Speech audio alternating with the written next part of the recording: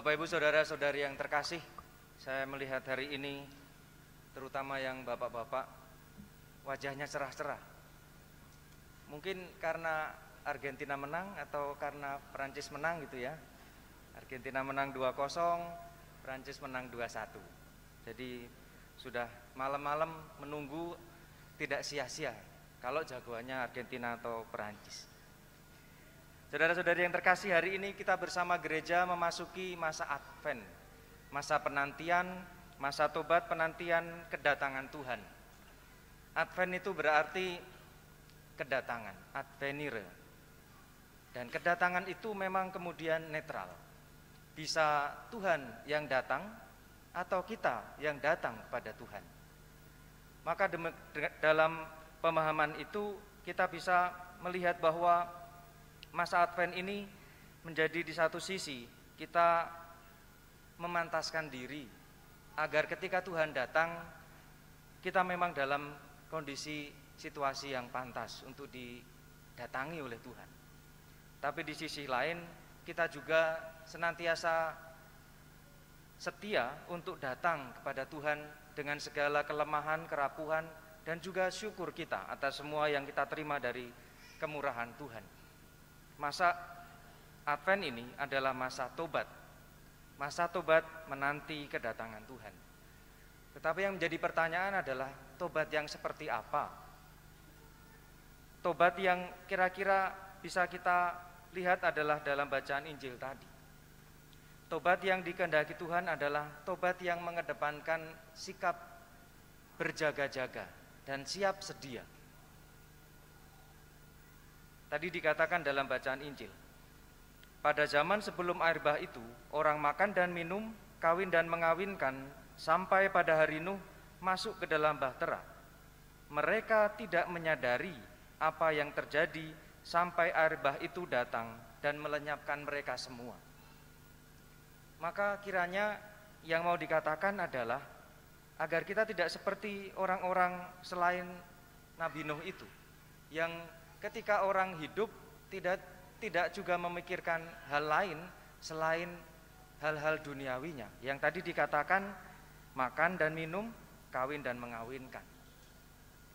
Atau dalam bahasa sederhananya atau yang sering mungkin sudah kita gunakan, tobat pada masa Advent ini adalah masa tobat ketika kita diajak untuk hidup lagi dalam ora et labora, doa dan juga bekerja.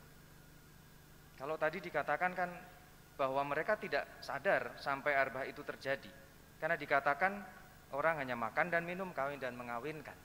Tidak dikatakan di situ setia kepada Tuhan. Maka dengan demikian saudara-saudari yang terkasih, masa Advent ini adalah masa itu, masa tobat dalam ora et labora, dalam doa dan kerja. Doa dan kerja tidak bisa dipisahkan satu sama lain. Tetapi sebagai orang beriman, hidup kita, perilaku kita, kata-kata kita adalah bagian dari doa kita. Apa yang kita doakan tidak boleh terpisah dengan apa yang kita usahakan dan kita perjuangkan. Seorang Messi yang main bola, memang kalau dia buat gol, dia buat tanda salib dan menunjuk Tuhan sebagai pemilik gol itu mungkin. Terima kasih atas tuntunan Tuhan sehingga dia akhirnya bisa buat gol. Tapi apakah dia hanya berdoa, mengucap syukur ketika dia membuat gol? Kiranya tidak. Kiranya kita juga boleh percaya bahwa sebelum dia bertanding pun, dia juga berdoa agar dia bisa menekan egonya, mengedepankan timnya, sehingga dia tidak pelit untuk berbagi, dia tidak kemudian ego dalam bermain bola. Dia kemudian mau berbagi dan bekerja sama dalam hidup, dalam pertandingan itu, dan akhirnya bisa memenangkan pertandingan. Dia berdoa dan juga bekerja dalam lapangannya, dalam lingkungannya, dalam pekerjaannya. Kita juga gereja senantiasa mengingatkan umat untuk tidak hanya sibuk dengan kerjanya, tetapi juga selalu ingat akan Tuhan. Memang awalnya itu digunakan oleh biarawan-biarawati. Kalau sekarang kita mempunyai lonceng di depan, itu bukan untuk pajangan, bukan untuk hiasan atau untuk syarat adanya sebuah gereja. Tetapi sejarahnya adalah ketika dulu yang ada adalah biara-biara, mungkin belum ada paroki-paroki.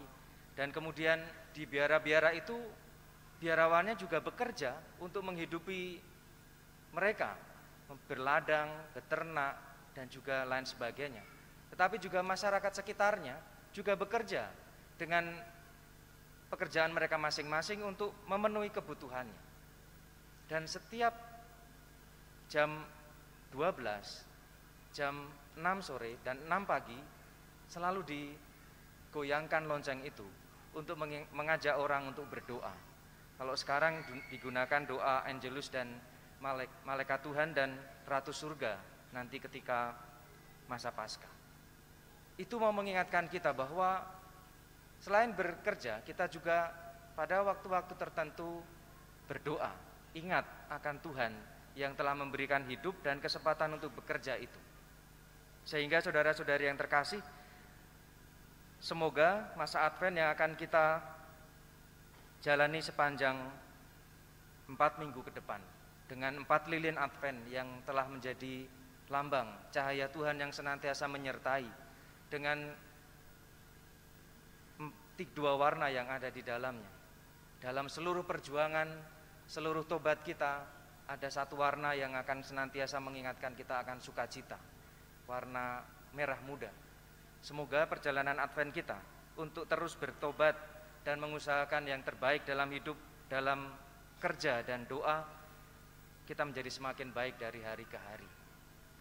Tema Advent pada tahun ini dari Keuskupan Bogor mengajak kita untuk semakin mengakrabi sabda, agar kita menjadi manusia-manusia ekaristis, manusia-manusia yang didorong oleh ekaristi yang telah kita terima, yang mendorong kita untuk mau berbagi, berkorban, dan mengusahakan yang terbaik untuk kebaikan sesama. Maka di minggu pertama Advent ini, kita juga diajak untuk bersolider, berderma, ikut membantu warga atau masyarakat yang terkena bencana di Cianjur beberapa waktu yang lalu, yang ternyata memakan korban yang tidak sedikit dan masih beberapa belum diketemukan. Semoga kerelaan kita, pengorbanan kita untuk mereka sungguh-sungguh menjadi harapan bagi mereka untuk mampu melihat kehadiran Tuhan yang nyata melalui setiap uluran tangan yang mereka terima. Kemuliaan kepada Bapa dan Putra dan Roh Kudus.